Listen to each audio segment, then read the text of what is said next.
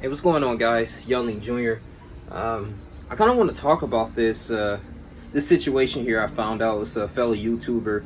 Those you know who was involved in the TTC, the trash talking circle.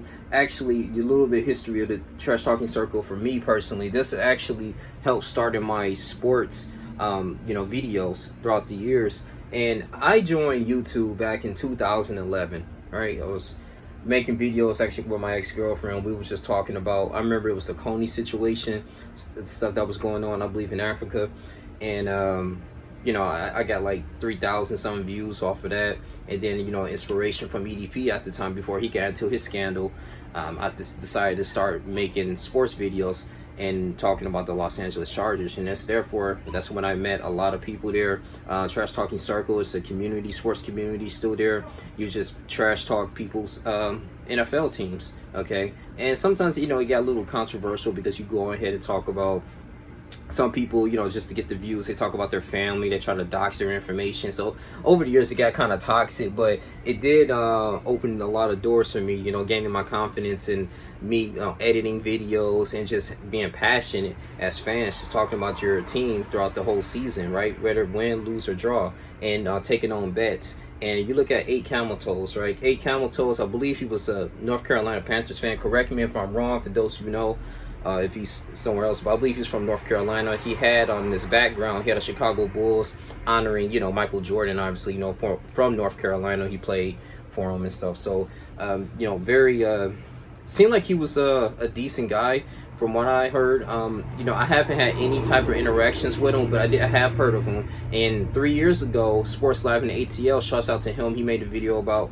8CamelToes, man, just rest in peace. He was, sobbing and everything, and just grieving due to his loss. Yeah, man, they was talking about a variety of topics and sharing their passion about sports. Now, I went on 8CamelToes page. I believe he's still up on YouTube. He was on live. I think he was addressing a lot of trolls, and I don't know what was the specific reason for him to take his life. I don't know how he did it, but why he did it. Maybe because, the trolls. I'm just speculating, but I'm not going to speak on too much on that because until I get the accurate information. But it seems to me that the YouTube community, yeah, he passed away. I know it's been like some cases. Some people believe that, okay, they'll fake their death so they can, do away with these trolls. It's a way to retaliate or just to respond against doxing. But I know making YouTube videos can be extremely difficult, regardless if you're black, white, Hispanic. It doesn't matter what color or race. The topics that you talk about and you climbing up the ranks and you gaining popularity, it's gonna be people gonna try to flag your channel. So that can be kind of annoying, and that's why I took like a hiatus sometimes, man. Like if I get overwhelmed just talking about sports or news, because I cover the news and I talk about the NFL's teams during the NFL season. Okay, so this is just not like a one-dimensional channel here. But I just want to give my condolences to him, man. I believe he has a wife, I think Cassandra. He has a wife and kids, and he's no longer there. And the thing is, Steve Rose pinpointed as a man, like, we really as men in society don't have a huge emotional support group or system. So once we go through things, society just say, hey, just pick yourself up, keep going, don't be crying, because if you cry or you show any type of emotion, that's deemed as a weak person or you're soft. Compared to women can be masculine and they can be feminine, right? So they can be crying and express their emotions and still be praised, right? As a man, you're like, oh man, why are you crying, man? Pick yourself back up, get out here. And, even though you're carrying the weight of the world on your shoulders, you go out here and you keep making a living, providing, protect, and security. That's what you need to do. Stop all this crying.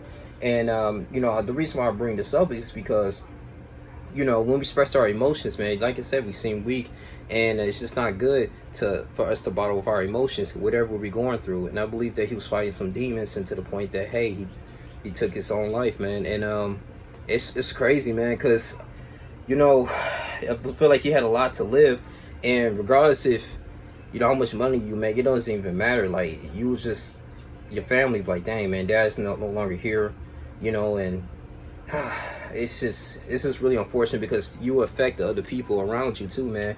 But the only thing is, I believe his family, they only get to reflect on the good memories that they have, man. Because I lost a friend that committed suicide, right?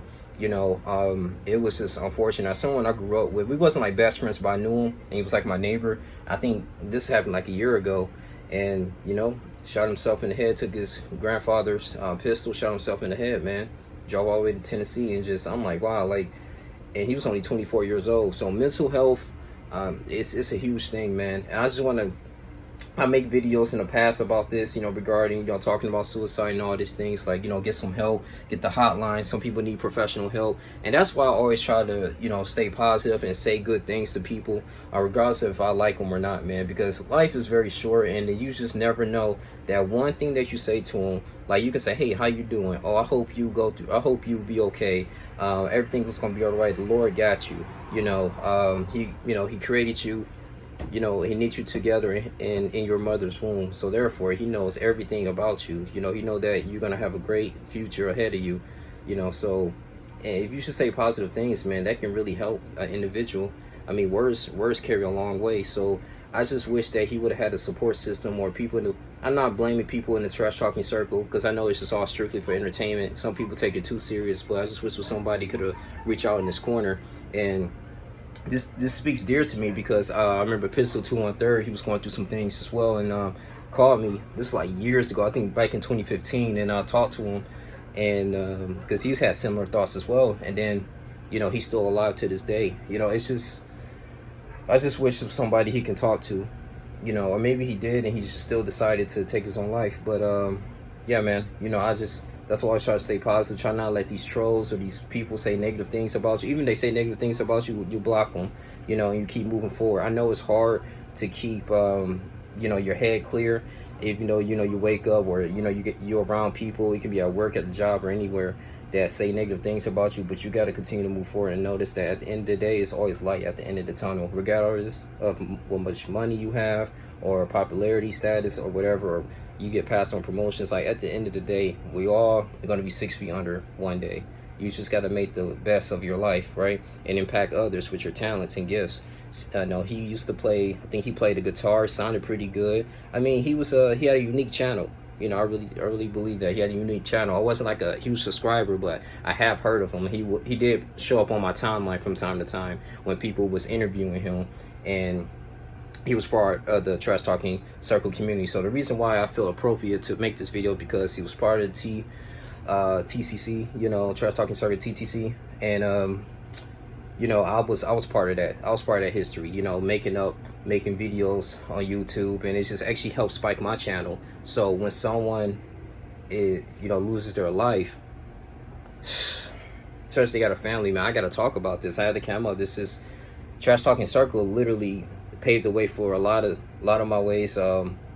Just, you know, I mean, cats like Simons, you know, big old Daddy V. It was all kinds of people, man. You know, just that was really good, and I will always remember. And it kind of kept me to continuously to make YouTube. So that's all I really have to say, man. I just want to go ahead and rest in peace to him. My condolences, and I just hope that his family, they continue to move on and get that emotional, spiritual support that they need. He has a GoFundMe page. If you go to Sports Life in the ATL, he actually put it in his description box. So if you want to donate to his family and his cause and stuff for a proper burial. But yeah, that's all I have to say, man. Just if you really need someone to talk to, so let me know. Hit me up. You can comment. And I know I talk about the news. It can be negative at times, though. But at the same time, too, mental health always comes first, man. So I just wish he was alive, though. But we got to get through this together. This thing called life, man. You know, so it'll always be better days. But my condolences. Like, comment, subscribe, share this video. Until next time, I'm out. Deuces.